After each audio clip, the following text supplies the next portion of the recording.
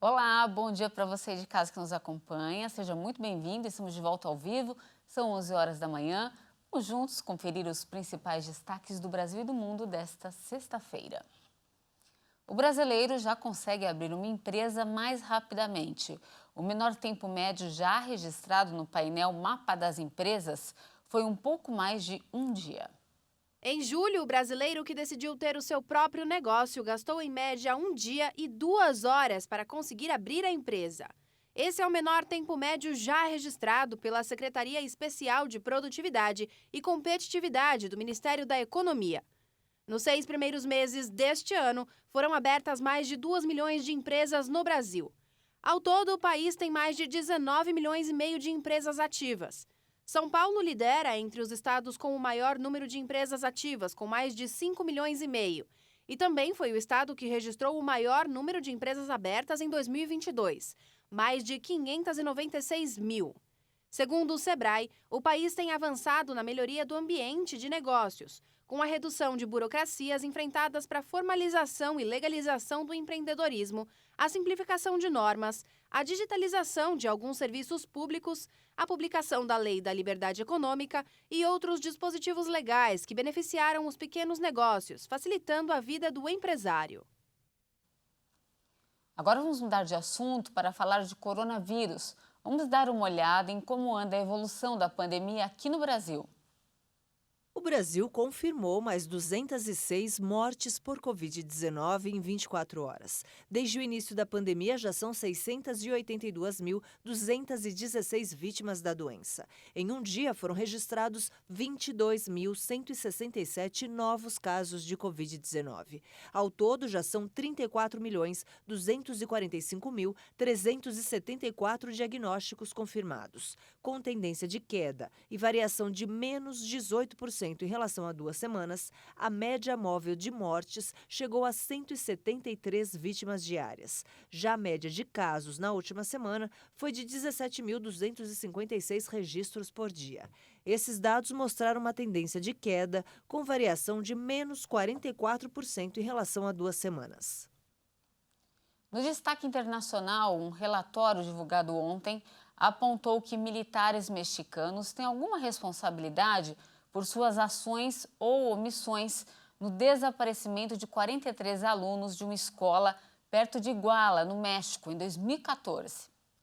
O desaparecimento de 43 estudantes mexicanos em 2014 se deve em parte pelas ações ou omissões de militares. É o que aponta um relatório da Comissão da Verdade de Ayotzinapa, que não detalhou se os agentes envolvidos ainda estão na ativa.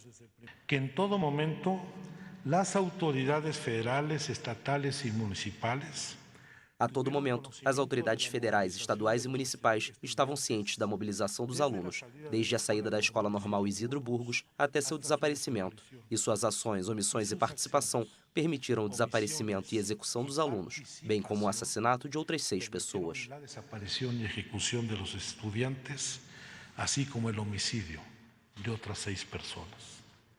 O chefe da comissão, Alejandro Encinas, destacou que é preciso continuar investigando até que ponto militares do Exército e da Marinha participaram do episódio. Como instituição, A Secretaria de Defesa Nacional, a Marinha e a Polícia Federal participaram, não em uma ação de natureza institucional, mas há responsabilidades claras de elementos dessas instituições. dessas instituições. Em março, o presidente Andrés Manuel Lopes Obrador anunciou que membros da Marinha estavam sendo investigados por supostamente terem adulterado provas durante as primeiras investigações. Ele se referia especificamente a um depósito de lixo onde foram encontrados restos humanos, incluindo os dos únicos 3 estudantes identificados até o momento. Os 43 estudantes desapareceram quando se dirigiam à cidade de Iguala para pegar os ônibus em que pretendiam viajar até a cidade do México para participar de protestos. De acordo com as investigações, os jovens foram capturados pela polícia local em conluio com o cartel de drogas Guerreiros Unidos, acusados de assassiná-los e incinerar os corpos. Agora falamos do conflito no leste europeu.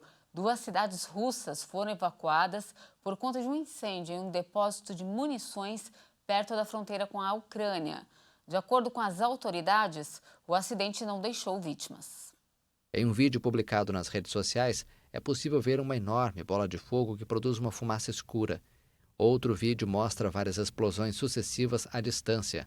O governo regional informou que um depósito de munições pegou fogo perto da cidade de Tomonovo, localizada a menos de 50 quilômetros da fronteira com a Ucrânia.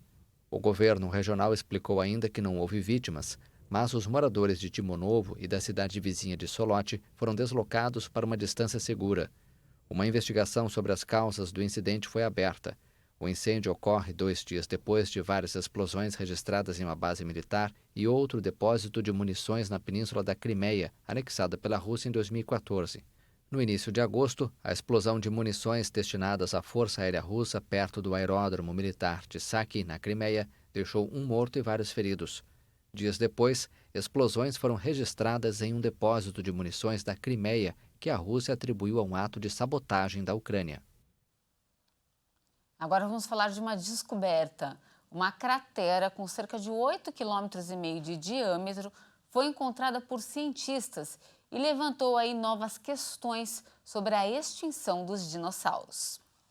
A descoberta aconteceu no oeste do continente africano e fez com que estudiosos questionassem o que de fato ocorreu 66 milhões de anos atrás, quando um asteroide caiu na região do Golfo do México, levando à extinção de dinossauros e à formação da famosa cratera de Chicxulub. Chamada de Nadir, a cratera tem 8,5 km de diâmetro e está a 400 quilômetros da costa da Guiné. Ela tem o mesmo tempo de idade da cratera Chicxulub, o que pode indicar que elas estejam interligadas de alguma maneira, sendo formadas pela queda do mesmo asteroide. Estudos preliminares indicam que a cratera Nadir é fruto do impacto de um asteroide que tinha pouco menos de meio quilômetro de diâmetro, enquanto o que criou a outra cratera tinha aproximadamente 12 quilômetros de diâmetro. A queda do asteroide causou impactos imensuráveis na região, causando tremores de terra, tsunamis e até mesmo uma tempestade de fogo, causando a extinção dos dinossauros e dos seres que habitavam a Terra. A descoberta foi realizada por profissionais de uma universidade do Reino Unido após uma análise feita em conjunto com empresas de mineração, óleo e gás, que analisou as diferentes camadas de rochas e sedimentos subterrâneos. A partir de agora, os cientistas prometeram não medir esforços para saber se realmente a Terra foi atingida por um conjunto de grandes rochas espaciais e desvendar uma série de mistérios que envolvem o caso.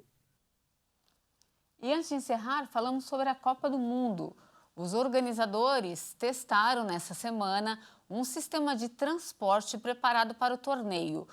Tudo mostrou estar de acordo com o planejado, para garantir o transporte dos jogadores e das torcidas entre os estádios. Vamos conhecer. Cerca de 1.300 ônibus em 9 rotas participaram do teste, que envolveu a conexão do centro de Doha com os estádios. Também fizeram parte da rede de transporte testada as linhas de metrô e bonde. A FIFA anunciou nesta quinta-feira que os organizadores venderam 2.450.000 ingressos para o torneio, com mais de 500 mil deles vendidos no último período de vendas, de 5 a 16 de julho. Esta será a primeira Copa do Mundo realizada no fim do ano. Tradicionalmente, o Mundial acontece no verão do Hemisfério Norte, época de férias do futebol de clubes da Europa, maior potência da modalidade.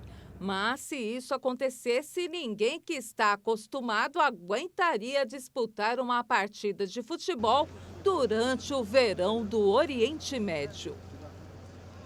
E a sessão fica por aqui. Muito obrigada pela sua companhia. A gente volta a se encontrar daqui a pouquinho na edição de 13h.